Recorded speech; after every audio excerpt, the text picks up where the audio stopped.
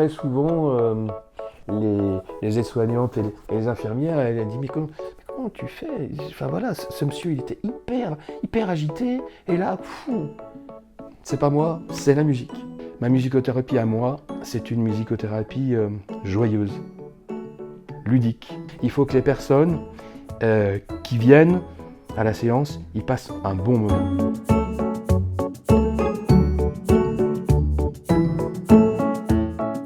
Moi j'aime tellement chanter, ça me fait du bien. Puis on voit du monde, on discute, et puis le soir on rechante encore à la maison.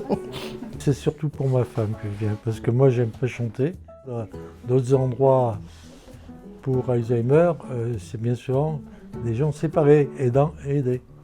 Alors que là, bon, ouais, on est deux.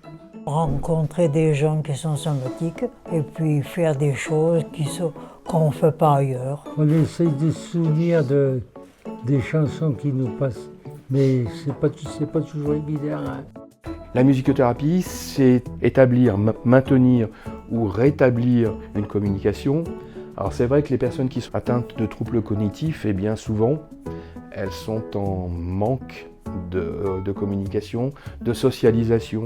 C'est ce que je m'attache à faire, moi, dans les différents moments de la séance. Ce que je propose ici, donc, sur la plateforme Aloès, qui est une plateforme de répit et d'accompagnement, ce qui plaît aux gens, c'est vraiment chanter. Mais il y a des personnes qui vont plus articuler, qui vont plus... Et avec le chant, eh ben ça y est, c'est reparti. Clac. On fait un travail de mémoire, bien évidemment, sur les paroles, aussi sur les interprètes. Et ma maman, elle a le sourire, et puis les chansons, ils se rappellent, c'est impressionnant. Même moi, la mémoire de chansons, pour le coup, je l'ai pas. Et en fait, ils sortent les paroles comme ça, tous, ils sont impressionnants. Ça apporte aussi aux aidants et aux aidés un apaisement. On est dans autre chose, on pense plus qu'à chanter, on pense plus qu'à essayer d'être ensemble et de profiter de cet instant-là. Et tout ça, c'est drôlement important pour rompre un petit peu l'isolement et de la personne aidée, et souvent beaucoup plus de la personne aidante. C'est pour ça que c'est chouette ce boulot, parce que déjà on est en contact, et puis après, oui, on ne guérit pas, mais on passe des moments, moi je passe des moments qui sont formidables. Ça me réchauffe quelque part, j'ai l'impression d'être un petit peu utile.